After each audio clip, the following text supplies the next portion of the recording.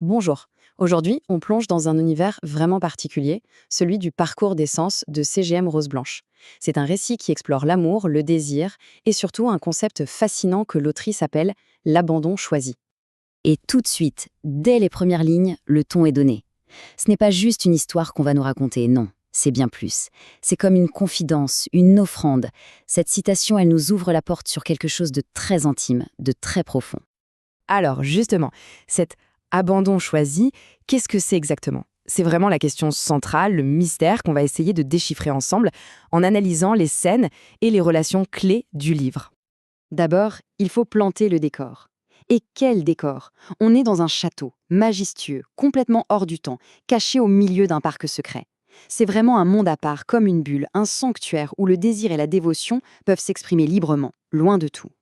Et au cœur de ce lieu, il y a nos deux personnages principaux. D'un côté, on a la narratrice, qui est dans un dévouement total. Et de l'autre, son maître, qui est à la fois une figure d'autorité, mais aussi d'amour. C'est vraiment leur relation, cette dynamique si particulière entre eux, qui fait avancer toute l'histoire. Ok, donc on a cette relation très intense. Mais sur quoi elle repose au juste? Eh bien, tout est basé sur une sorte de pacte. Un vœu silencieux qui est vraiment la fondation de tout. Et ce qui est crucial de comprendre ici, c'est qu'il n'y a pas de contrat, rien d'écrit. Non, leur lien, il est basé sur une confiance, mais une confiance absolue, sur un amour très profond et une compréhension qui n'a pas besoin de mots. C'est une connexion bien plus forte que de simples règles à suivre. En fait, leur dynamique, c'est un jeu d'équilibre parfait. D'un côté, il y a l'autorité du maître, et de l'autre, la confiance de la narratrice qui y répond. Quand il la guide, elle répond par la dévotion. Et son amour à lui, eh bien, il est reçu par une offrande de sa part. C'est une réciprocité constante. Et ce n'est pas juste une interprétation, l'autrice le dit elle-même dans ses réflexions. Ce vœu silencieux, ce n'est pas un accord qu'ils ont négocié, non, c'est un serment qui se ressent, une évidence qui passe juste par un regard. Bon, maintenant que cette base est posée, les choses se compliquent. Ou peut-être pas. Une troisième personne entre en scène dans ce monde si privé. Alors la question c'est, est-ce que ça va tout gâcher ou au contraire, est-ce que ça va renforcer leur lien? Et là, c'est assez surprenant. Parce que, contrairement à ce qu'on pourrait imaginer, l'arrivée de cette soubrette n'est pas du tout vue comme une menace. On oublie la jalousie classique, le conflit pour attirer l'attention du maître, rien de tout ça.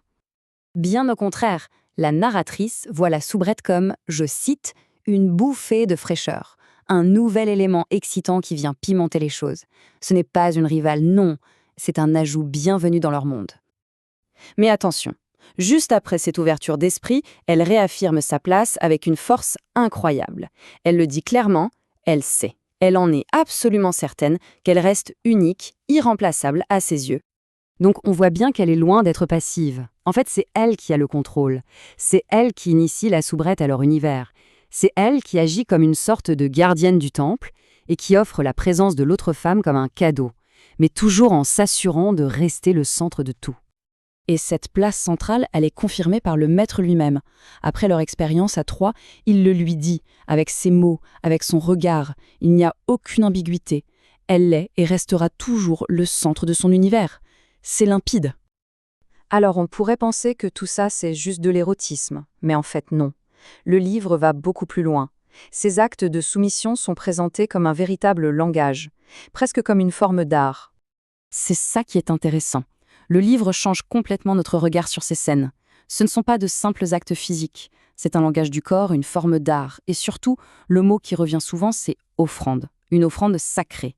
Tout est transformé en rituel, plein de symboles. Prenons un exemple concret. Le chapitre « L'offrande du soir ». C'est l'exemple parfait. Tout commence le matin avec une simple promesse du maître.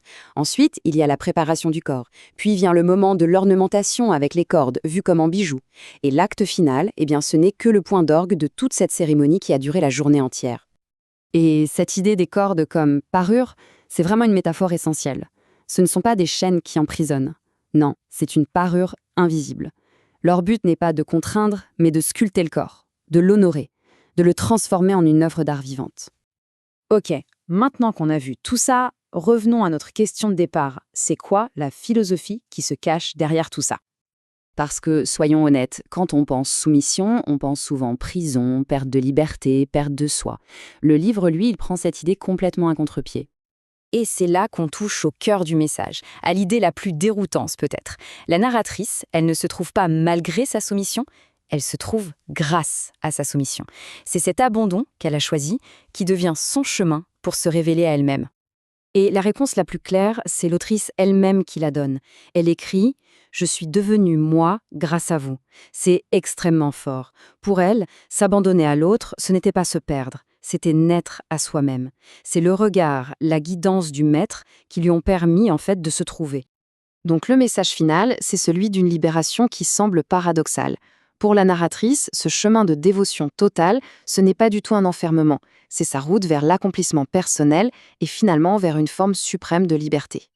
Et c'est sur cette question qu'on va se quitter. En nous montrant un chemin où l'abandon total mène à la liberté, le parcours des sens nous pousse à remettre en question nos propres idées. Au fond, où se trouve la vraie liberté? C'est une question qui mérite qu'on y réfléchisse.